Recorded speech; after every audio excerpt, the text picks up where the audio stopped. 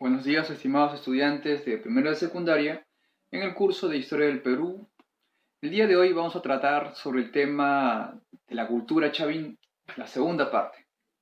La cultura chavín número 2. Esta clase está enfocada en sí a conocer las manifestaciones culturales, por ejemplo, escultura, arquitectura, cerámica. La clase anterior ya se trabajó en la parte política, la parte social. Esta parte es simplemente qué creó el hombre de Chavín. En el caso de la parte religiosa, el hombre de Chavín era muy supersticioso. Tanto el sacerdote como la población, los feligreses, eran muy creyentes. Estos dioses tenían poderes sobrenaturales, ¿ya? Estos dioses podían castigar como beneficiarte. ¿De acuerdo? Si tú tributabas o no tributabas, te recompensaba o te castigaba. Así que la idea de Dios es causar miedo. Porque si las divinidades Chavín no causaban miedo, el pueblo no iba a tributar. Y por ende, el sacerdote se iba a morir de hambre. Recuerden que el trabajo físico no lo realiza el sacerdote. El trabajo físico lo realiza, ¿quiénes? El pueblo, los artesanos, los escultores, los agricultores, los ganaderos. Todos ellos trabajan utilizando la fuerza, mientras que los sacerdotes trabajan en la parte intelectual, ¿ya? Vamos a ver algunas manifestaciones de la cultura chavín.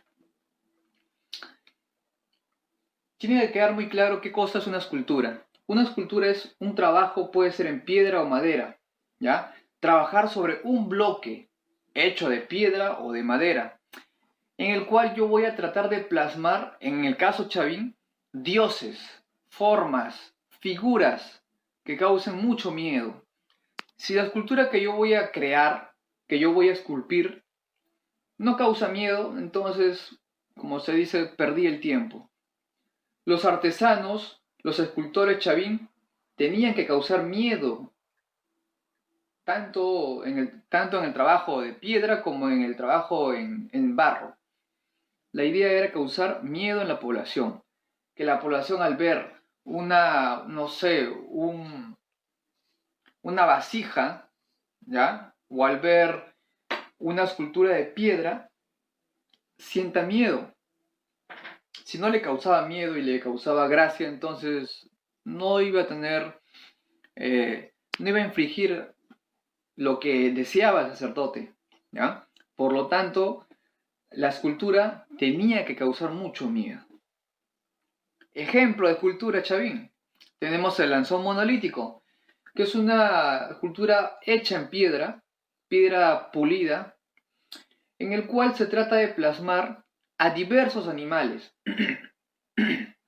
Vamos a mezclar animales de origen amazónico con la figura de un dios. La idea es que la fusión de animales amazónicos más la figura del dios cause miedo. Si no causaba miedo, fracasó. El lanzón monolítico tiene una altura de 4.50 metros, pero muchos dirán, yo no observo eso. Cuando voy al templo Chavín de Huántar y entro a la galería, no veo que mida 1,50 m. Es que 4,50 m, se toma como referencia desde debajo del suelo hasta la parte más alta del lanzón.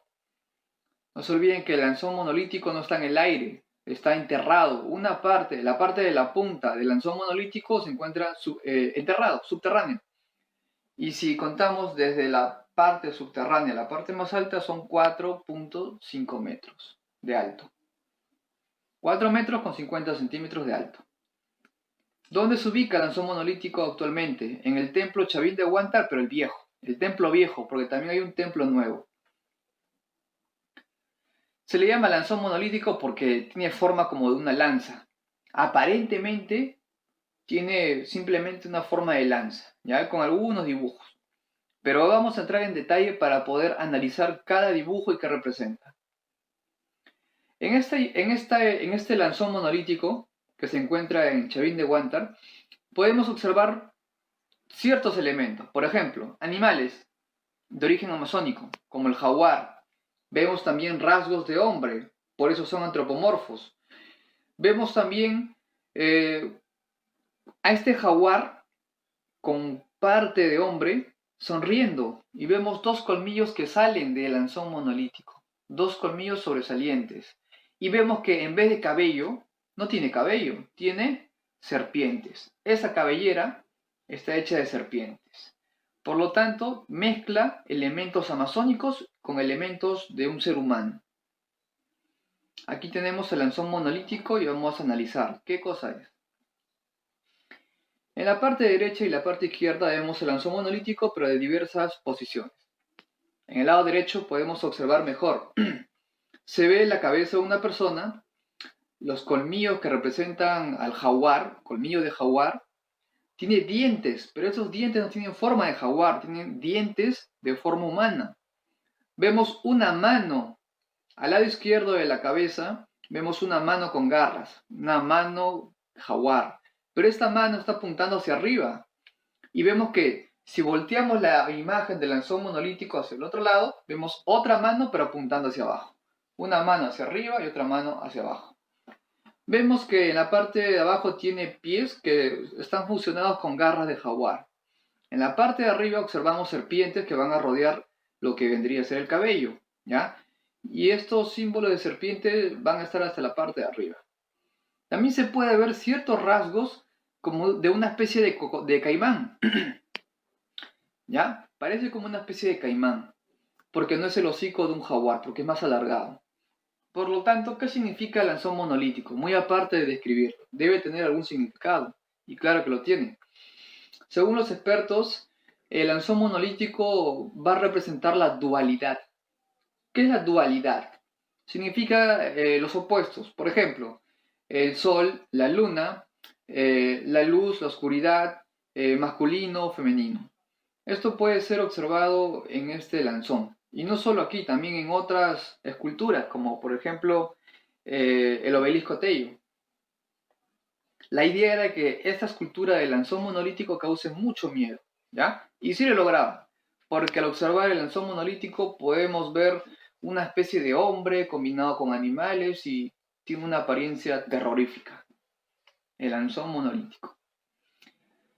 A ver, el lanzón monolítico es una de las tantas esculturas. También tenemos la estela de Raimondi, que tiene forma ya no como una lanza, sino forma rectangular. Es como si fuera un rectángulo y sobre ese rectángulo voy a esculpir el dios. La estela de Raimondi tiene 1.98 metros de alto y 74 centímetros de ancho. No era tan grande, a diferencia del lanzón monolítico. A ver, ¿cómo podemos describir las características de la estela de Raimondi? Observamos que hay un ser con forma humana, ¿ya? Gran parte del cuerpo es humano, pero presenta ciertas partes que son de animales también, de origen amazónico. Este dios que está representado en la estela de Raimondi es el dios de los báculos, ¿ya? O también conocido como el dios astrónomo. Este dios de los báculos o dios de las varas está en una posición erecta, está derecho. Y en ambas manos tiene como unos palos, báculos o varas. Por eso le llaman el dios de los báculos. ¿Qué son báculos? Es como una especie de palo. Este dios, ¿ya? Que tenía rasgos felínicos, tenía rasgos también serpiente, rasgos humanos, garras y colmillos de jaguar, tiene un conjunto de palos en la mano derecha y en la mano izquierda tiene una vara o báculo. Y en la parte de arriba sobresale. Vemos que va a sobresalir como una especie de puntas. Ya sabemos que tiene rasgos de felino, en vez de cabello tiene serpientes y uno de sus ojos mira hacia arriba, ¿ya? Y un ojo mira hacia abajo, es como una especie de dios visco. Este dios representado en la estela de Raimondi es prácticamente el dios que también se representa en la estela de Raimondi, solo que en la estela de disculpen, En el lanzón monolítico, el Dios se ve de costado, o sea, no se ve un Dios de forma directa, sino que se ve un Dios en dos partes, ¿ya? Lado izquierdo, lado derecho. En el caso de la estela de Raimondi, este Dios se ve, como se dice, de frente. No puedes ver de costado, porque la escultura no fue creada para ver de costado, sino para ver de frente al Dios. Ahora vamos a interpretar qué significa la estela de Raimondi. ¿Qué observamos? El cuerpo de este Dios representa el cuerpo de un ser humano. Parte de su cuerpo, como las manos, los pies, en vez de uñas tiene garras. La cabeza tiene forma de humano y vemos que tiene dos colmillos sobresalientes. Esos son los rasgos felínicos. Y observamos algo más raro todavía. Vemos que debajo de los colmillos, debajo de la boca, tiene como unos ojos adicionales. Y vemos que encima de la cabeza de este dios hay como una especie de boca, pero en posición inversa. Y en la parte de abajo vemos unos ojos debajo de la boca. Al lado derecho y al lado izquierdo vemos dos báculos o varas, ¿ya? Y estos báculos o varas a la vez tienen forma de jaguar y tienen rasgos como de serpientes. Vemos que en la parte de arriba de la cabeza de este dios salen unas fauces. Se puede apreciar que es una combinación de jaguar, ¿ya? Con la boca de una especie de caimán. Y esto se repite hasta la parte de arriba. Hay 1, 2, 3, 4, hasta 5 cabezas más por encima de la cabeza de este dios antropomorfo. Y al lado derecho de cada una de estas cabezas sobresale serpientes, ¿ya? En forma diagonal. Y en la parte de arriba acaba los fauces de un caimán. En la parte derecha podemos observar lo mismo pero a color. Lo que está de verde representa las serpientes, los famosos báculos. Como les decía, este dios, Chavin, era una combinación de animales de origen amazónico, como es el caimán, como es el jaguar, como es la serpiente. Y aquí se ve una cierta deformidad, como si tuviera varias cabezas que salen de la cabeza principal. Eso también nos da referencia a la dualidad, ¿ya? Los opuestos. En la escultura tenemos el obelisco de Tello, que es otro tipo de escultura. Tiene 2.5 metros de alto, ¿ya? ¿Y dónde se encontró el obelisco de Tello? En la plaza circular. ¿De qué parte de Chavín de Huántar? Del Templo Nuevo. Mientras que las demás esculturas se encontraron en el Templo Viejo o Antiguo, en el caso del obelisco de Tello, se encontró en el Templo Nuevo. El obelisco Tello, a diferencia del lanzón monolítico, a diferencia de la estela de Raimondi, no tiene forma rectangular, no tiene forma, no se puede ver, como se dice, como un cuchillo, sino que parece una columna. Por eso se le llama obelisco Tello. Cuando ustedes lo ven, más parece como una columna hecha de piedra, ¿ya? No se parecen nada a las demás esculturas. ¿Qué representa este obelisco de Tello? ¿Qué podemos ver? Lo que ya había mencionado. Animales amazónicos. El caimán, que es oriundo de la región amazónica. Podemos ver cierta forma de peces, que es algo nuevo, que no había en las demás esculturas. Podemos ver, por ejemplo, felino, serpiente, que ya había en las demás esculturas, pero podemos ver algo nuevo, el cóndor. En las esculturas anteriores no se podía observar al pez, no se podía observar al cóndor, pero en esta escultura obelisco de Tello sí se puede observar. ¿Debido a qué? Debido a que el obelisco de Tello es mucho más grande y maneja más superficie para poder trabajar la piedra. Y es por eso que se le pone más detalles al obelisco de Tello. Es aquí donde lo que ya les había explicado acerca de la dualidad se aprecia más claro. Son los opuestos. La dualidad son los opuestos. Por ejemplo, es como si dijéramos el infierno, el cielo, la luz, la oscuridad, varón, masculino, son los opuestos. Se pueden observar también en el obelisco de Tello vegetales como el maní y la yuca. El maní y la yuca. Algo que no veíamos en las demás esculturas. ¿A qué se puede deber esto? Se puede deber a ciertas influencias, se puede deber a que tienen mayor espacio para trabajar en la piedra, ya que es más grande. Para los arqueólogos, para los estudiosos, el obelisco de Tello representa la fertilidad, representa la producción de plantas alimenticias, o sea, representa la actividad agrícola. ¿Ya? Muy bien, vamos a describir el obelisco de Tello. El obelisco de Tello. Tenemos dos imágenes, una que se ve un poco más claro que la otra. Podemos observar al lado izquierdo, en el obelisco de Tello, claramente los colmillos de jaguar, varias fauces de caimanes, se pueden observar serpientes, se pueden observar también plantas. En la parte de abajo y en la parte central hay plantas. No se observa tanto el dios, las formas humanas no son tan notorias, más se ve rasgos animalescos.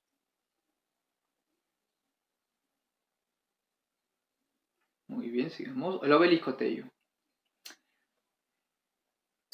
No nos olvidemos de otra escultura que no es tan grande como el obelisco de Tello, como el lanzón monolítico, como la estela de Raimondi. No es tan grande, es algo más compacto, más o menos redondo. ¿Cómo se va a llamar? Estas esculturas van a ser los guardianes de los templos, ya sea el templo Chavín de Huántar, el viejo y el nuevo. ¿A qué nos referimos? Exactamente, a las cabezas clavas. Las cabezas clavas, dentro de la creencia de los sacerdotes de Chavín, eran los guardianes de los templos. Estas cabezas protegían de los malos espíritus al templo. Estas cabezas estaban hechas en piedra, pero hay una diferencia, hay algo que no se conocía o no se veía a simple vista sobre las cabezas clavas. Estas cabezas clavas, en la parte de atrás de la cabeza, tiene como una especie de punta de piedra. Es como si yo hubiera creado en arcilla una cabeza clava y yo lo quiero poner en la pared. Si lo pongo en la pared se cae. Pero si esa pared tiene como pequeños huequitos y yo la cabeza clava lo voy a poner por detrás como una varilla y lo voy a poner en la pared, no se va a caer. En el caso de las cabezas clavas funcionan de la misma forma. Estas cabezas clavas no se caen de la pared de piedra, no se caen, porque en la parte trasera de la cabeza hay como una punta. Esta punta se incrusta en la pared de piedra y se queda ahí por cientos o por miles de años y no se cae. ¿Qué forma tiene estas cabezas clavas? Combina, es una combinación, tiene forma antropomorfa, o sea, tiene la cabeza como de un ser humano, tiene colmillos de jaguar, que es clásico en la cultura chavín, y tiene una pequeña influencia de serpiente, pero más resalta el jaguar. Aquí vemos las cabezas clavas. Tres imágenes de distintas posiciones. En la parte izquierda, en la parte superior izquierda, vemos la cabeza clava visto desde un ángulo. En la parte al costado vemos otra cabeza clava visto de frente. Y en la parte de abajo vemos la cabeza clava pero a detalle. Tiene colmillos de jaguar, ojos de ser humano, la nariz también aparentemente de un ser humano. En la parte de la frente resalta como unos pequeños ojos que representan las serpientes. Y tiene la cabeza de un ser humano con rasgos de jaguar y de serpiente. No se olviden que eran protectores, guardianes de los templos, las cabezas clavas. En la cerámica, que es el trabajo del barro, la alfarería. En el caso de la cerámica chavín, se va a influenciar, se va a expandir en toda la costa peruana. Va a influenciar a otros pueblos, a otras culturas, con la forma de su cerámica. También, la cerámica chavín trata de representar a los dioses, pero no dioses bondadosos, no dioses con rostro o que no da miedo, sino dioses felínicos, dioses que causan miedo a la población. ¿Para qué sirve esto? Para generar en el subconsciente de la población miedo. Tú tienes una cerámica chavín, pero ves que tienen estos dibujos e inconscientemente ya está generando miedo en ti. Es por eso que los ceramistas chavín lo creaban por ese motivo. Creaban esta cerámica con este motivo. ¿Cuáles son las características de la cerámica chavín? Por ejemplo, está el uso de un color. Por eso se le Por eso se dice que la cerámica Chavín es monócroma, un solo color. O bien podía ser negro, color negro, o bien podía ser color gris. ¿Cómo era la base de la cerámica? Era una base plana. Tenía un cuerpo globular, parecido a un globo. Y en la asa, en la asa era una asa estribo. Y el pico era en forma de gollete. O sea, ¿qué significa todo eso? ¿Qué es base plana, cuerpo globular, asa estribo y pico forma de gollete? En la imagen que vamos a apreciar dentro de unos segundos, les voy a explicar qué significa cada uno de ellos. Muy bien, tenemos aquí 4 cerámicas Chavín. En la primera cerámica podemos observar perfectamente la descripción anterior. Tiene una base plana, observamos, a ver, vamos a poner, aquí está. Tiene una base plana, ¿ya? Tiene el cuerpo, lo que estoy señalando es el cuerpo tiene forma globular, tiene una asa gollete, esto es la asa gollete, y tiene una boca tipo estribo, ¿ya? Tiene cuerpo globular, asa estribo, ¿ya? Y pico en forma de gollete. O sea, ¿qué cosa es el asa estribo? El asa estribo tiene forma de una herradura. El asa estribo, es esto lo que está aquí, lo que estoy señalando, el asa estribo tiene forma como de una herradura, como una U volteada. Y el pico gollete es esto de acá. Tiene forma de pico gollete, como de una argolla, una forma medio esférica. Les vuelvo a explicar. Tiene base plana, cuerpo globular, asa, estribo y pico en forma de gollete.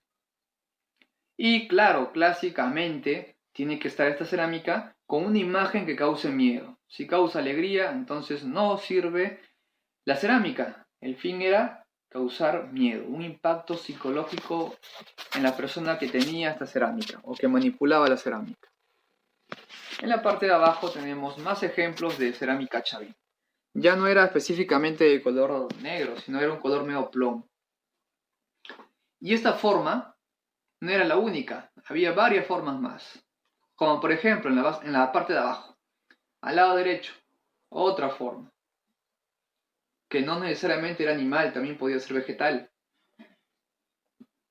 En lo que respecta a la arquitectura, o sea, el trabajo en grandes bloques de roca para construir palacios o templos.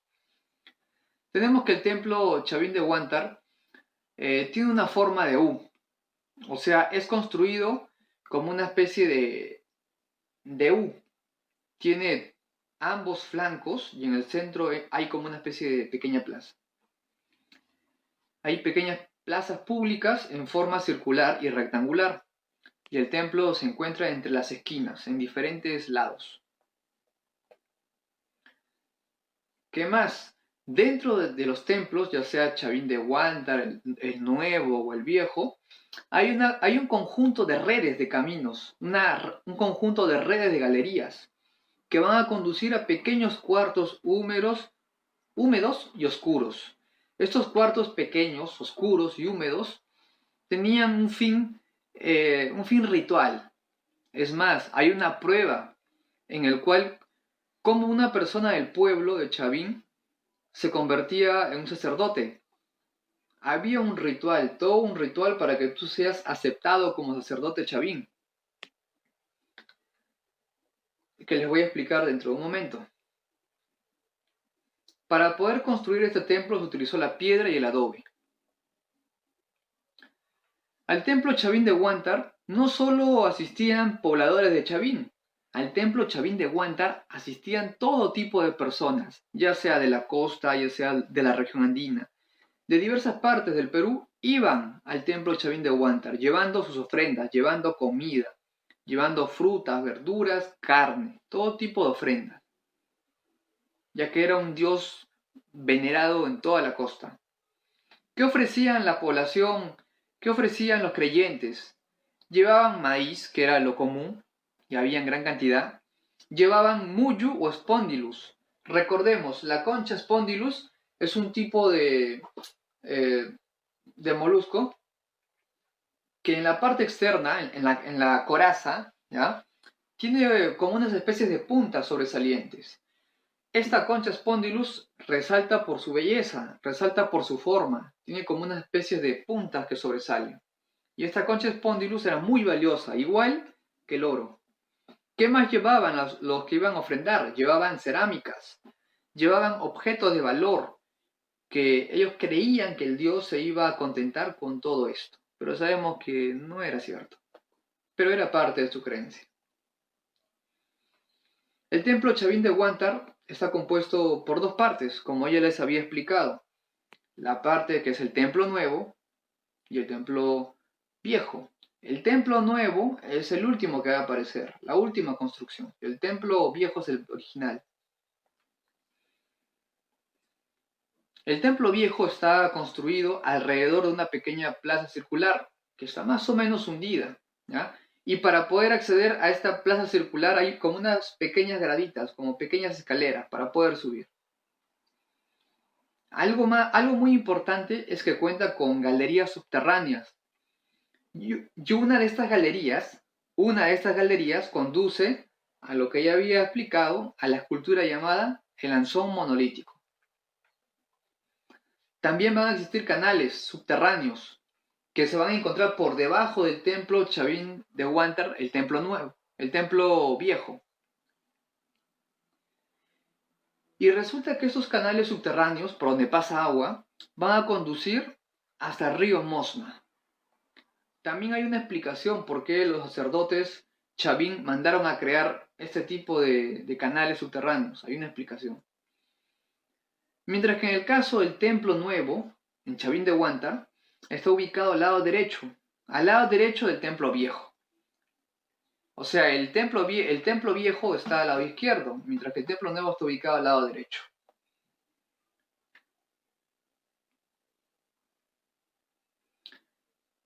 En el templo nuevo se va a encontrar una plaza, pero no una plaza circular como sí lo hay en el templo viejo. En el templo nuevo hay una plaza, pero de forma rectangular, y también es hundida, con pequeñas escalinatas.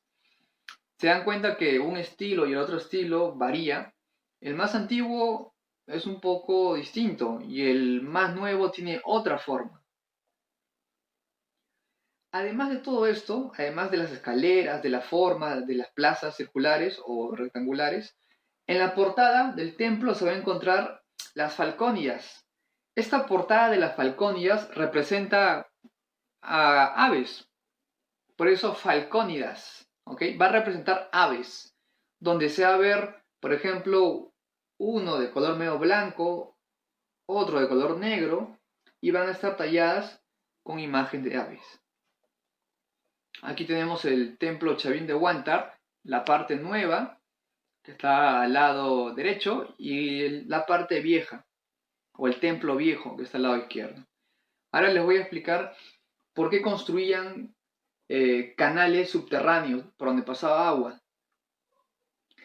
¿Por qué hacían esto? ¿Y por qué el templo Chavín de Huántar en general, ya sea el viejo o el nuevo, por qué tenía tantas ventanas internas? Este lugar debía estar totalmente, como se dice, ventilado.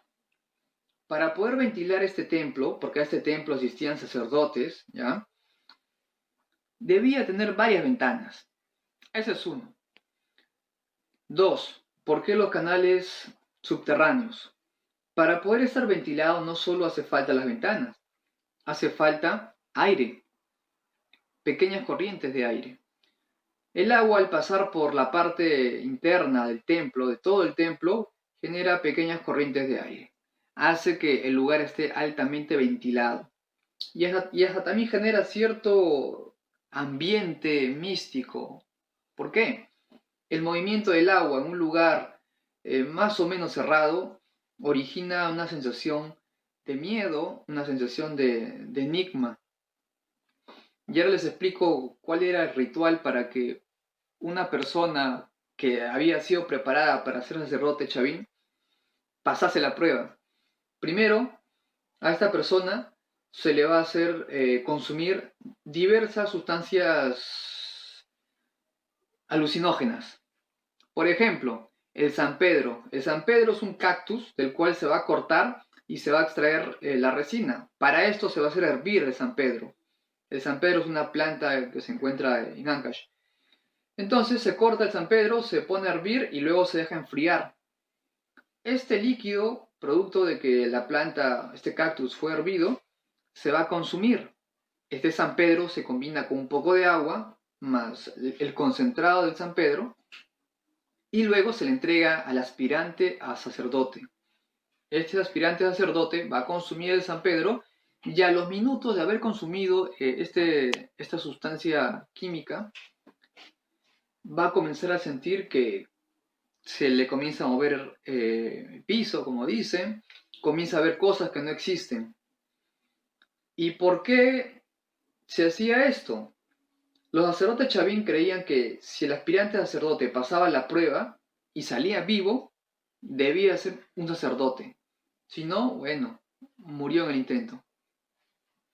A esta persona le daban de beber San Pedro, ya estaba con los efectos de esa droga, de este alucinógeno, y luego hacían que entre al templo Chavín de Huántar.